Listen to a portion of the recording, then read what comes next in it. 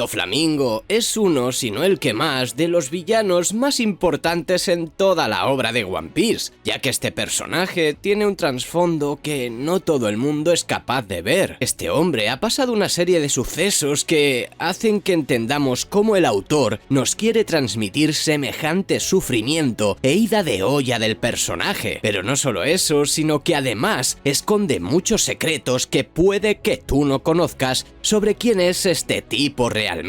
Así que si quieres saber todo esto y mucho más, quédate porque voy a explicártelo todo ahora. Pero antes rápidamente te pediría que te suscribas al canal e importante, actives la campanita en todas para no perderte contenido. Estamos muy cerca de llegar ya a los 100.000 suscriptores y tu colaboración me ayudaría muchísimo y te lo agradecería de corazón. Don Quijote Doflamingo, el Joker. El ex Tenryubito, puedes llamarlo como tú quieras, pero todos hacen referencia a su apariencia exceptuando el último, el cual hace énfasis en el anterior cargo político de su familia.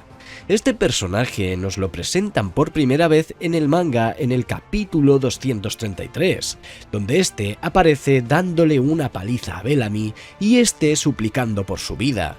Aquí tenemos que tener en cuenta el primer punto, y es que es un enemigo que apareció prácticamente al principio de la serie, justo antes de llegar a la isla de Skypiea, y lo cierto es que eso ya dice muchísimo de él, pues en Haya es donde vimos por primera vez también a Kurohige. Sin embargo, no nos enfrentamos a Doflamingo hasta su respectiva saga, el arco de Dressrosa.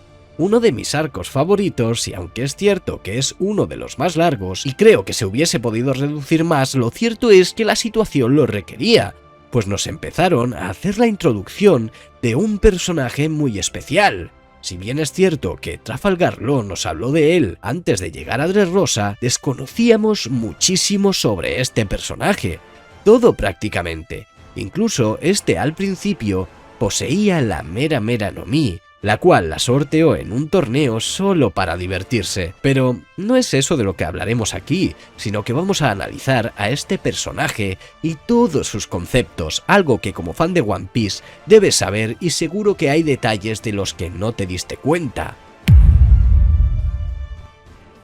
Lo primero es su personalidad.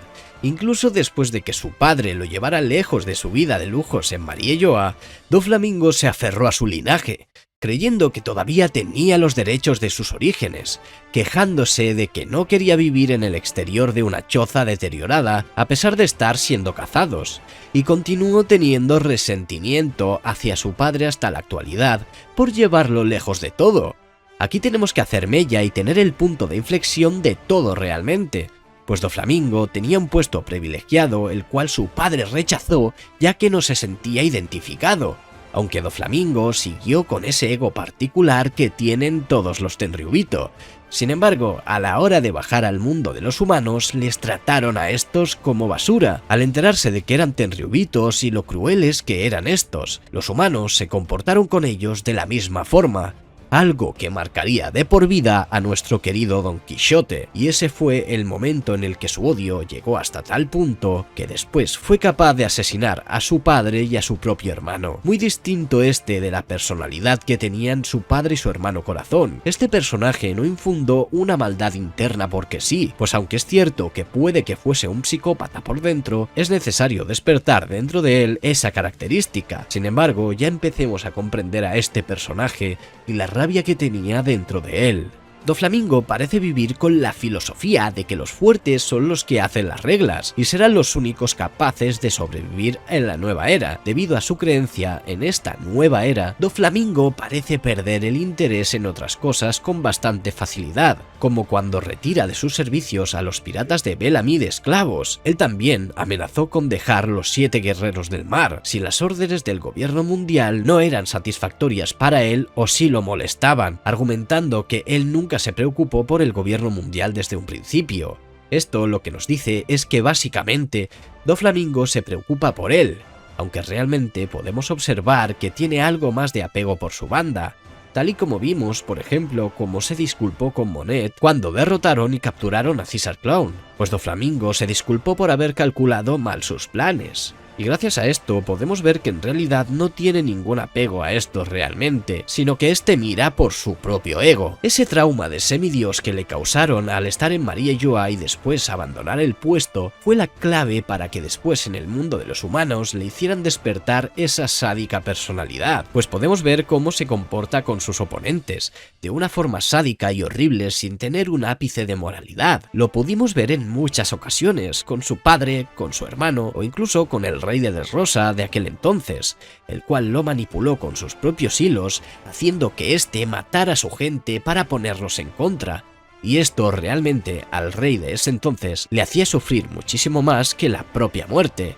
Sin embargo, los planes de Dofi eran obvios, y era de que la gente acabase odiando a ese rey para después él salir victorioso y quedarse como plena autoridad en el país. Pues recordemos que la gente de este, en su gran mayoría, apreciaba al Shichibukai, incluso se llegaron a preocupar muchísimo cuando este iba supuestamente a dejar su cargo cuando salió en los periódicos. Sin embargo, tenía a gente manipulada y callada a través de su subordinada, la cual era capaz de convertir a los humanos en juguetes y que estos fuesen completamente olvidados. Teniendo esto en cuenta, podemos observar que es un personaje con un trasfondo sumamente interesante, de los más interesantes del mundo del shonen literalmente, porque aunque es cierto que hay muchos antagonistas con pasados tristes y que justifican su maldad, con este no sucede algo igual, ya que no solo justifica su maldad, sino el despertar de su locura y de su complejo de semidios. Aprende un poco, señor Black. El caso es que Doflamingo tiene un trastorno mental evidente, uno en el que todos los lectores pudimos llegar a comprenderlo.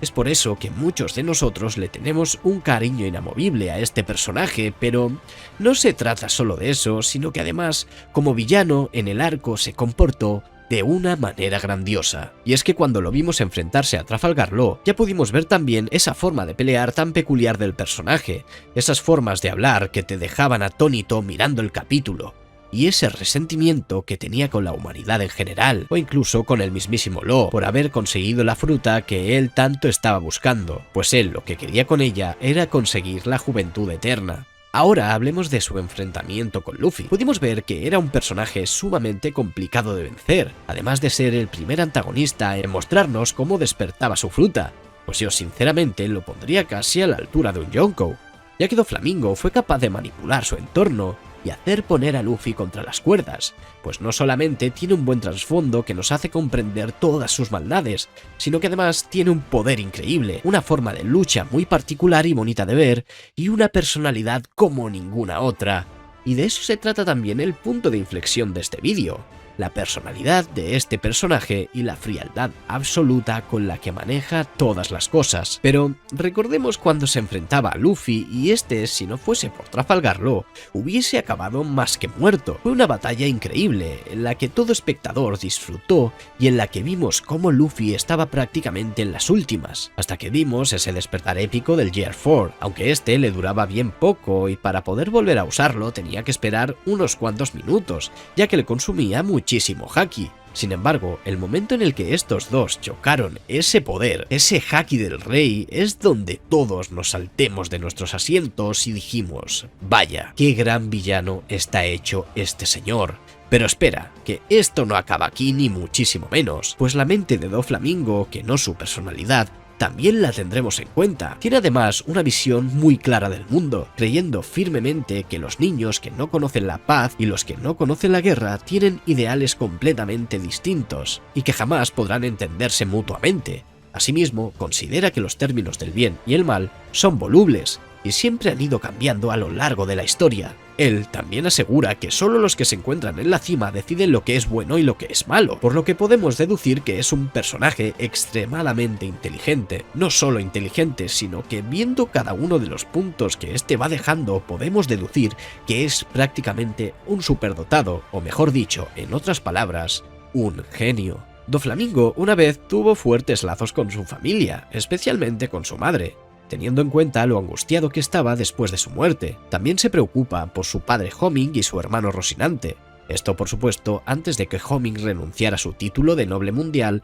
y Rocinante lo traicionara, para más tarde matarlos a ambos y despreciarlos. Por su propia demanda, Doflamingo perdonó a su padre y hermano cuando murieron, en la creencia de que solo muriendo podían redimirse de él. Pese a esto, aún no se ha explicado el motivo por el cual decidió recuperar el trono de Dressrosa. Por si no lo sabíais, la familia Don Quijote, antes del siglo vacío, eran los reyes de Dressrosa, abandonando estos este puesto para ir a Marielloa y convertirse estos en Tenryubitos. Esto pasó hace cientos de años, por lo que no os rayéis la cabeza pensando que eran ellos mismos, sino que estos eran en realidad sus antepasados. Mientras estaba encerrado en su celda en solitario, una vez capturado en Impel Down, Doflamingo le preguntó a Magellan si lo estaba protegiendo y se preguntó si los asesinos vendrían a silenciarlo para asegurar el tesoro secreto de Marielloa. Luego se preguntó si debería revelarlo de todos modos, ya que el poder de la misma estaba disminuyendo.